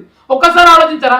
మీ కొడుకు బిడ్డ రేపు పొద్దున ఈ యొక్క భవిష్యత్తు మీరు చూసుకోవాలని, మీరు ముసలి అయిన తర్వాత చూసుకోవాలన్నా కూడా వాళ్ళే.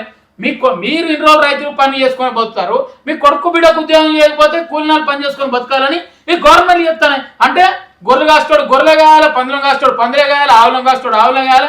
అంటే తెలంగాణ రాష్ట్రంలో ఈరోజు చదువుకునేటోడు ఈరోజు బాగుపడొద్దనే రాజ్యాంగం రేవంత్ రెడ్డి వివరిస్తున్నాడు. హిట్లర్ ఏమన్నాడు?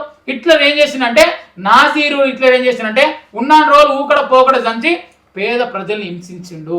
హింసించిన కారణంతో ఏం చేసిండు? ఆఖరికి ఆయన్నే ఊరేసుకునే చచ్చిపోయే రోజులు ఏర్పడ్డాయి హిట్లర్కి.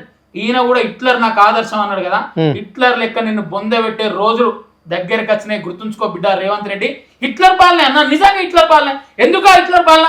పేదలు స్కాలర్షిప్ పడితే అక్రమం కేసు హిట్లర్ పాలన కదా, మహిళలను అఘాయిత్యాలు జరుగుతున్న హిట్లర్ పాలన కదా, పేదలను ఇల్లు కూడా వస్తున్న హిట్లర్ పాలన కదా, మూసి సుందరి కన్నుతో పేదలను ఇళ్ళని హైదరాబాద్ కేంద్రంగా ఇల్లు మీద హిట్లర్ పాలన కదా, పేద విద్యార్థులకు నిరుద్యోగులకు ఉద్యోగ అవకాశాలు వస్తే హిట్లర్ పాలన కదా. హిట్లర్ పాలన ఎందుకనంటే హిట్లర్ లెక్క వేరుస్తున్న దృక్పథంతో ఈయన ఉన్నాడు. అంటే నాకు హిట్లర్ ఆర్చం, నాకు హిట్లర్ ఆర్చం అంటే పొట్టి బుడంకాయ పొయ్యిలో వంకాయ, పొట్టి బుడంకాయ పొయ్యిలో వంకాయ అన్న సామెత ఉంటాయి. పొట్టి బుడంకాయను పొయ్యిలో వంకాయ ఏ విధంగా చేసినావో నిన్న కూడా కర్రు కాల్చి వాత పెట్టి లాగులో తొండలు గొర్ర కొడతా, నేను తొండలు గొర్ర కొడతా అని స్టేజ్ మీద మాట్లాడతానుగా. తొండలు గొర్రె కొట్టే రోజులు వచ్చినాయి. రేవంత్ అన్న బతుకులు మారుతాయి, పులిబిడ్డ వచ్చిండు, నల్లమలకెళ్ళి వచ్చిండు, పొట్టిగా ఉన్నాడు మారుతాడు, గట్టిగా అవుతాడు అని అనుకున్నాం. గట్టిగా ఉన్నాడు పొట్టిగా ఉన్నాడు ఏం మారతలే. 2.5 సంవత్సరాలు సంది నువ్వు ఏ విధంగా ఉన్నావో నీ కుటుంబం ఆ విధంగానే ఉంది, నీ విద్యారంగం ఆ విధంగానే ఉంది, రాష్ట్రంలో ఉన్న పేద ప్రజలు ఆ విధంగా ఉన్నారు. రైతు ఆత్మహత్యలు అవుతలేవు, నిరుద్యోగ ఆత్మహత్యలు అవుతలేవు, విద్యార్థుల ఆత్మహత్యలు అవుతలేవు. రేపు పొద్దున ఫీజు రియంబర్స్మెంట్ పథకాన్ని ఎత్తేస్తే మాలాంటి 20 లక్షల మంది విద్యార్థులు రోడ్డు మీద పడి రేపు పొద్దున బిచ్చమడుకునే రోజులు ఈ యొక్క కాంగ్రెస్ గవర్నమెంట్ నెలకొనే. ఇది అనద్దు కానీ అంటున్నా, ఎందుకంటే ఈ విధంగా వేరుస్తూ అన్న నా సర్టిఫికెట్లు నేను ఉస్మానియా యూనివర్సిటీలో చదువుతున్నా అన్న, నా పీజీ అయిపోయింది, ఎంఏ జర్నలిజం అయిపోయింది, నా సర్టిఫికేట్ తీసుకోవాలంటే ఈరోజు కాశీం సారే ప్రిన్సిపల్ అన్నాడు. ఈయన చెప్తారు కదా, కమ్యూనిస్ట్ లీడర్ పెద్ద చెప్తారు కదా, విద్యా వైద్యం మొత్తం ఫ్రీ అందేయాలని చెప్తారు కదా. మరి ఈ కమ్యూనిస్ట్ లీడర్ కొంచెం ఉన్నది కదా, మొన్నదాకా బీఆర్ఎస్ కమ్యూనిస్ట్ లీడర్ ఉన్నారు, ఈరోజు కాంగ్రెస్ తోటి పొత్తు పెట్టుకున్నారు. విద్యా కమిషన్ చైర్మన్ ఉన్నాయో స్కూల్ మొత్తానికే తగ్గియాలని చెప్తారు, ఈయననేమో మొత్తం రిక్రూట్మెంట్ చేయాలని. మరి రేవంత్ అన్న గీతమ్మ తర్వాత విద్యను ప్రేమిస్తున్నారని మా సార్ అన్నాడు. మా సార్ కాశీం సార్ అన్న తర్వాత ఈరోజు ఏమైంది?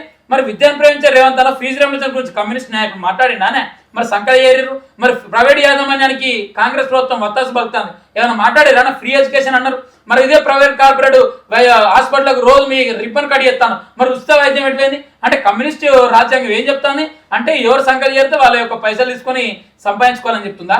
నిజంగా కమ్యూనిస్ట్ నేతలారా చైతన్యం కాండి, నేను అడుగుతున్న చైతన్యం గారిని, ఎందుకంటే ఒక పేద విద్యార్థిగా మారుమూల గ్రామం నుండి వచ్చిన బడుగు బలైన వర్గాల విద్యార్థిగా నేను అడుగుతున్నా. ఎందుకంటే మీరు ఎవరైతే ఎంచుకున్న ప్రభుత్వం, మీరు సంకలు కట్టుకొని కాంగ్రెస్ ప్రభుత్వానికి ఓటేయాలని పెద్ద పెద్ద సభలలో ఎక్కి మీరు చైతన్య మేధావుల మేమే, ప్రొఫెసర్ల మేమే, విజ్ఞానవంతుల మేమే అని చెప్తారు కదా. మీరు నమ్ముకున్న సిద్ధాంతానికి ఉచిత విద్య అన్నారు, ఉచిత వైద్యం అని గప్పాలు కొట్టుకునే చెప్పే మీరు విద్య యొక్క రాష్ట్రంలో కాంగ్రెస్ గవర్నమెంట్ అమలు కాకపోతే కమ్యూనిస్టు కాంగ్రెస్ గవర్నమెంట్ అమలు చేస్తలేదు, వైద్యం అమలు కాకపోతే కమ్యూనిస్టు కాంగ్రెస్ ప్రభుత్వం అమలు చేస్తలేదు. మరి ఎందుకు నోరు మెదుపుతలేరు? ఎందుకు మేధావులు ఎటుపోయారు, విశ్లేషకులు ఎటుపోయారు, సామాజిక విశ్లేషకులు ఎటుపోయారు?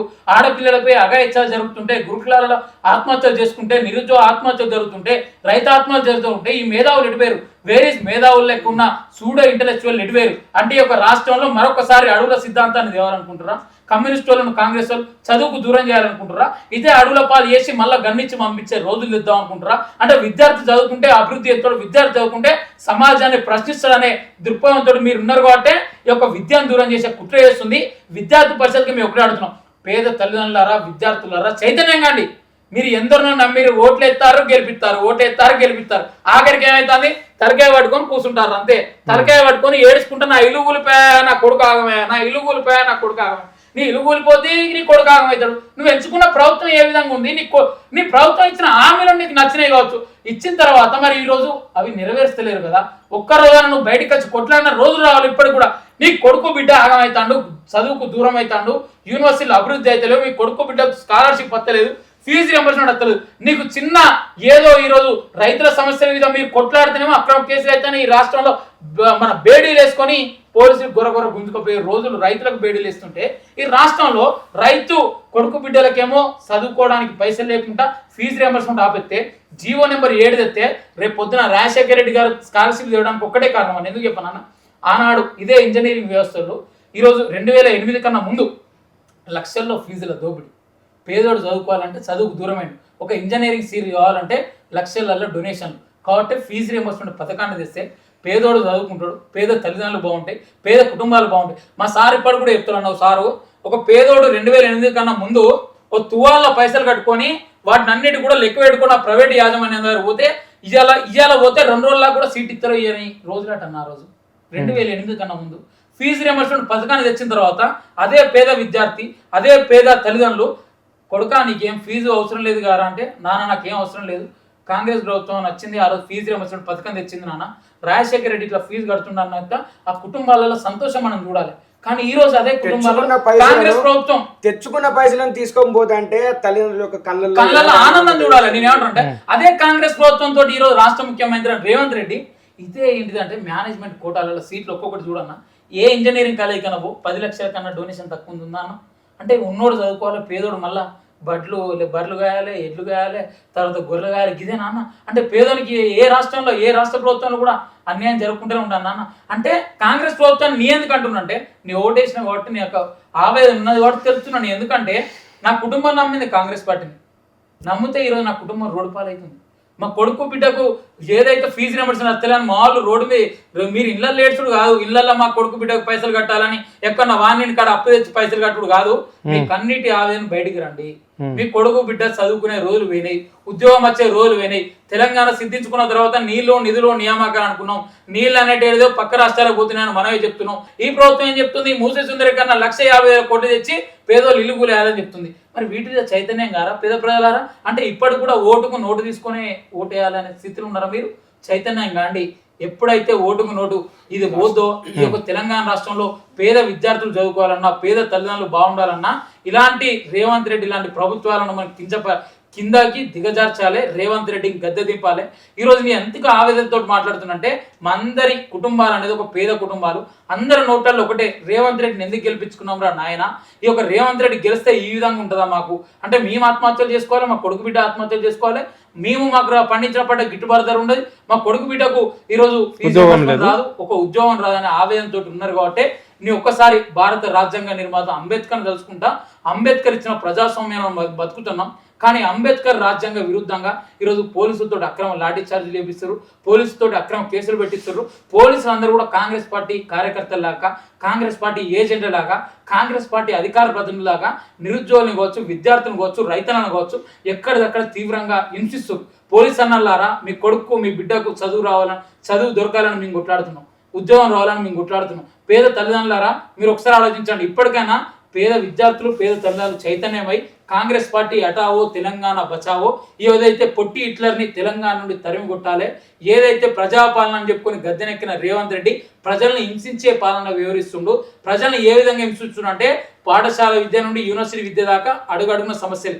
ఈరోజు కూలి పని నుండి రేపు పొద్దున రైతన్న సమస్యల దాకా, దినసరి కూలీ నుండి రైతన్నల సమస్యల దాకా అడుగడుగున ఆత్మహత్యలు జరుగుతున్నాయి. నిరుద్యోగుల నుండి 10 సంవత్సరాల నుండి ఒక ఉద్యోగ నోటిఫికేషన్ గత ప్రభుత్వం ఇచ్చిన ఉద్యోగ నోటిఫికేషన్లకు రిక్రూట్మెంట్ చేసింది. కానీ నేడు కాంగ్రెస్ గవర్నమెంట్ వచ్చిన తర్వాత ఎన్ని వేల ఉద్యోగాలకు నోటిఫికేషన్ ఇచ్చిందో ఒక శ్వేతపత్రం రిలీజ్ చేస్తావా, జాబ్ క్యాలెండర్ రిలీజ్ చేస్తావా?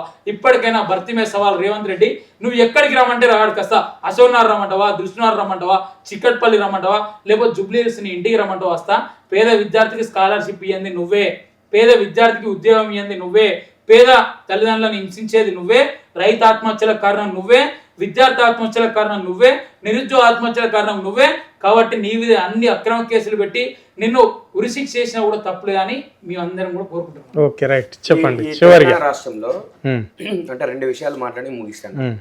మెయిన్ సమస్య, ఈయన ఫుట్బాల్ ప్లేయర్, ఈయన ఆటగాడు, అన్నిట్లలో ఆటగాడే, రాజకీయం ఆట, మిగతా ఈ స్పోర్ట్స్లో. తెలంగాణ రాష్ట్రం లోపల విద్యార్థులందరూ కూడా ఇక ఈ మద్యం దావుడు అయిపోయింది, డ్రగ్స్కు బానిస అవుతారని చెప్పిండు. డ్రగ్స్కు వ్యతిరేకంగా ఈగల్ టీమ్స్, ఈ టీమ్స్, ఆ టీమ్స్ అని తీసుకుని వచ్చిండు. మనం రోజు చూస్తున్నాం. ఒక్కసారి మనం కెమెరా పట్టుకొని మొయినాబాద్కి పోతే మొయినాబాద్ ఫామ్ హౌస్లో ఏం జరుగుతున్నాయన్న? రాజకీయ నాయకుల పిల్లలు, రాజకీయ నాయకులు పక్క రాష్ట్రాలలో ఇక్కడ దొరుకుతారు, కానీ వాళ్ళ మీద ఏం జరిగింది? స్కూళ్ళల్లో చాక్లెట్లలో రూపంలో పెట్టి డ్రగ్స్ అమ్మే పరిస్థితి వచ్చింది. మరి నీ యొక్క ప్రభుత్వము, నువ్వే హోంశాఖ మంత్రి ఉన్నావు, నువ్వు ఏం బీక్తున్నావు అని చెప్పేసి అంటున్నావు. నువ్వు ఇక్కడ నీ మనవన్ని తీసుకొని వచ్చి, మెస్సీని తీసుకొని వచ్చి ఫుట్బాల్ ఆడి ఎందుకు తీసుకొని వచ్చావంటే నా మనవని కోసం తీసుకురాలేదు. స్పోర్ట్స్ ప్రమోట్ చేస్తే ఏమైతే విద్యార్థుల గ్రౌండ్స్ అన్ని ఖాళీగా ఉంటున్నాయి, ఫోన్లలో డ్రగ్స్కు మద్యానికి బానిస అయిపోతున్నారు అని చెప్పినావు, గ్రౌండ్లో తీసుకొస్తా అని చెప్పినావు. కానీ నువ్వే బెల్ట్ షాపులు పెడతావు.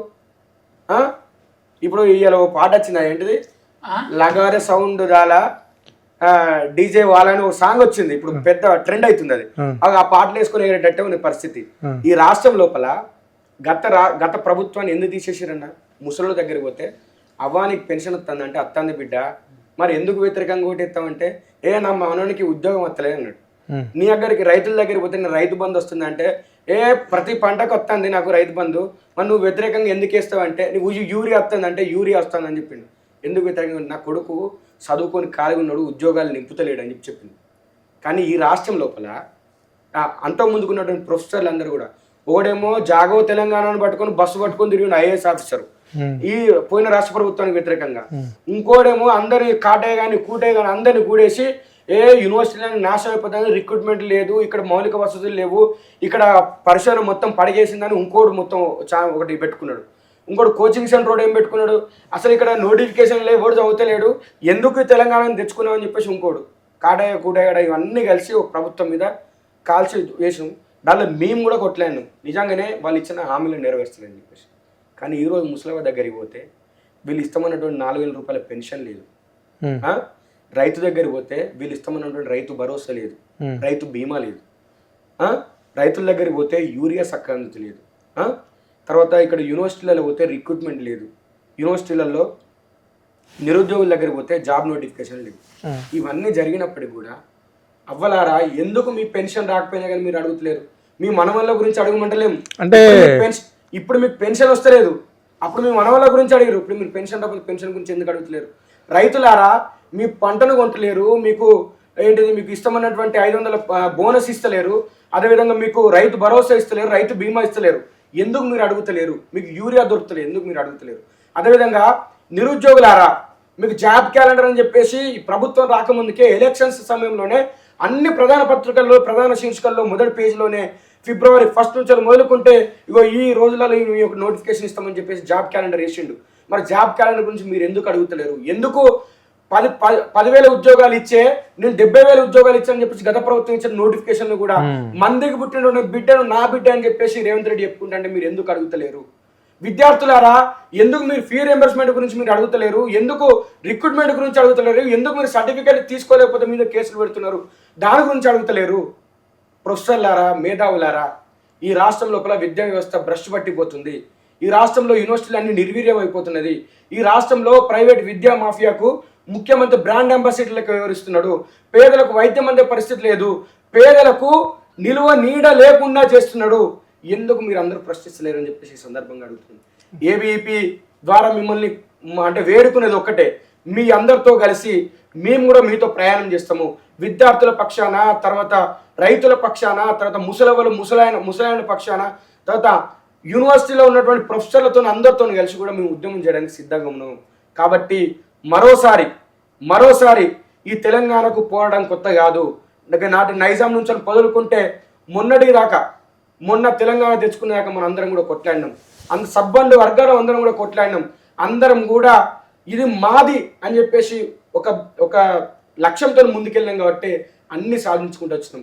తెలంగాణ గడ్డమైనా ఉన్నది కావచ్చు ఎప్పటికి పోరాడాలని చెప్పేసి. అందుకోసం ఎవరు వచ్చినా, ఏ పాలకులు వచ్చినా, ఏమొచ్చినా కానీ పోరాడే మన మీద ఉన్నది. కేసులు పెట్టుకుంటే జైల్లో ముద్దాడే ఇదే తప్పిస్తే తెలంగాణ బతుకులు మారతలేవు. కాబట్టి అందరూ కూడా మీరు జాగరూకతం కాండి, అందరూ కూడా పోరాటం చేయండి. ఈ ప్రజా వ్యతిరేక ప్రభుత్వాన్ని ప్రజాప్రభుత్వం చెప్పుకొని ప్రజా వ్యతిరేక విధానం అవలంబిస్తున్నటువంటి ఈ రేవంత్ రెడ్డి ప్రభుత్వం మీద, ఈ బఫూన్ ప్రభుత్వం మీద, ఈ మరో హిట్లర్ ప్రభుత్వం మీద అందరూ పోరాడండి. ఈ యొక్క రేవంత్ రెడ్డి అధికారం నుంచి దించేస్తే మన రాష్ట్రం బాగుపడతాయని చెప్పేసి సందర్భంగా మీ అందరినీ వేడుకుంటాం. చెప్పండి. అయితే అప్పుడు పాట ఉండే, ఆత్మగల్లమా తెలంగాణకు 69 గ్రానం, 369 విద్యార్థుల బలిదానం, వచ్చట వచ్చి ఓ గూటిన చేరితే నరకాసురులు రావణులుంటిరియా, వేలకు వేల బలిదానాల వీరుల చూపిన దారుల్, జై బోలో తెలంగాణ జనగర్జనల జనవాన, జై బోలో తెలంగాణ నిలువెల్ల గాయాల వీణా. అంటే తెలంగాణ రావడానికి ఇటువంటి పాటలు మాట్లాడుకుని తెలంగాణ రావాలరా 369 విద్యార్థులు ఆత్మ బలిదానాలు చేసుకున్నారు. తెలంగాణ తల్లి ఆత్మ ఘోషిస్తుంది. ఎన్ని రోజులు ఆంధ్రాని చేతులు ఉంటాం, ఆంధ్రోని ఉద్యమం ఆంధ్రోనికి వస్తుంది, ఆంధ్రోడు చదువు ఇక్కడనే ఈ ప్రైవేట్ యాజమాన్యాలు పెట్టుకోవటం అన్ని ఆంధ్రోనికి పోతే నీళ్ళెడు పోవాలి, నిధులెడు పోవాలి, నియామకాలు రావాలి, స్వరాష్ట్రం ఏర్పడాలని కొట్లాడుకున్న తర్వాత ఇలాంటి పాటలు మనకు ఆరుస్తున్నాయి. నేడు కూడా జై బోలో తెలంగాణ, హిట్లర్ను ఇక్కడికి వెళ్ళి బచావో బానా అంటే ఇక్కడికి వెళ్ళి ఎల్లగొట్టాలంతే. హిట్లర్ని ఇక్కడికి వెళ్ళి అటావో బానా తోటి జై తెలంగాణ ఉద్యమం లెక్క మరో ఉద్యమానికి విద్యార్థి పరిషత్ ముందుకు తీసుకుపోయే ప్రయత్నం చేస్తుంది. విద్యార్థులారా, మేధావులారా, తల్లిదండ్రులారా చైతన్యం కాండి. మీ అందరూ కూడా యూరియా దొరుకుతలేదని రోడ్డుకి వచ్చి చెప్పులు పెట్టిన ఘటన కూడా తెలంగాణ రాష్ట్రంలో కాంగ్రెస్ ప్రభుత్వానికే దక్కింది.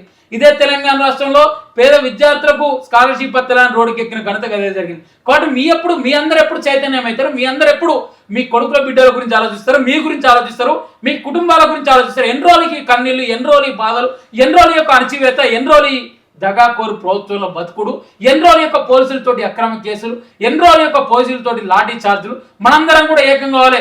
మరొక మిలియన్ మార్చి లాంటి ఉద్యమం యొక్క తెలంగాణ రాష్ట్రంలో రావాలి, బరాబరు రావాలి. నీళ్లు మనకే రావాలి, నిధులు మనకే ఉండాలి, నియామకాలు మనకే జరగాలి. ఏదో అయితే ఆంధ్రోని మాటిని పరిపాలన చేస్తున్న యొక్క రాష్ట్ర ముఖ్యమంత్రి ఇక్కడ నుండి తరిమి కొట్టే రోజులు వచ్చినాయి. చైతన్యం కాండి. 2.5 సంవత్సరాలు గడిచిపోయినాయి. ఈ యొక్క 2.5 సంవత్సరాలలో పొట్టి ముఖ్యమంత్రి గట్టోడు అనుకున్నాం కానీ గట్టి లేదు, అంతా కూడా పిప్పి ఉన్నది. పిప్పోని పప్పికి పంపాలి, పిప్పోని దేశం నుండి తరిమి కొట్టే రోజులు వచ్చినాయి. కాబట్టి దేశ విద్రోహ శక్తులందరూ కూడా ఏదైతే ఆలోచిస్తున్నారో ఆ విధంగా ఎక్కువ రేవంత్ రెడ్డి ఆలోచించి విద్యను దూరం చేయాలనుకుంటారు, మీ యొక్క కుటుంబాలను దూరం చేయాలనుకుంటారు. ఒక ఉద్యోగం ఇవ్వని పరిస్థితి నెలకొన్నది. కాబట్టి చైతన్యం కాండి. మీ కొడుకు బిడ్డ గురించి ఆలోచించండి, మీ ఇల్లు గురించి ఆలోచించండి, మీ కుటుంబ నేపథ్యం గురించి ఆలోచించి మరొక ఉద్యమానికి స్వీకారం చుట్టాల్సిందిగా పేద కుటుంబాలను కావచ్చు, విద్యార్థులు ఒకటే అడుగుతున్నా. మీరు ఎల్లవేళ ఏంటంటే అదే క్లాస్ రూమ్లో మీ సార్ పాఠం చెప్తుంటే రాసుకున్నావు కానీ మరి సార్ పాఠం చెప్పుకున్న తర్వాత నువ్వు పాస్ అయితే సర్టిఫికేట్ ఇస్తలేదు. మరి దాని గురించి ఆలోచించడమా? నువ్వు సర్టిఫికేట్ పొందాలంటే పైసలు అడుగుతారు, దాని గురించి ఆలోచించడం. మళ్ళీ అన్న నాకు సర్టిఫికేట్ ఇస్తలేరని నన్ను మాకే ఫోన్ చేస్తావు. అదే సర్టిఫికేట్ ఇస్తలేరని 100 మందిని ఏకం చేసి విద్యార్థి పరిషత్ జెండా పట్టిస్తే ఈ యొక్క కాంగ్రెస్ ప్రభుత్వాన్ని కుప్పవచ్చడానికి విద్యార్థి పరిషత్ రెడీ ఉంది. మా ఎంబడి లక్షలాది మంది విద్యార్థులతో ఉద్యమానికి స్వీకారం చుడుతున్న విద్యార్థి పరిషత్ నుండి విద్యార్థులారా మేల్కొనండి. ఫీజు రియంబర్స్మెంట్ మన హక్కు, ప్రభుత్వం పెట్టే భిక్ష కాదు. మనం కట్టే ప్రతి ఒక్క పైసా కూడా ప్రభుత్వానికి కడుతున్నాం. ప్రభుత్వం నుండి వసూలు చేసే ఫీజు రియంబర్స్మెంట్ వచ్చేదాకా కూడా కొట్లాడదాం. విద్యార్థి పరిషత్ మీ వెంబడి ఉంది.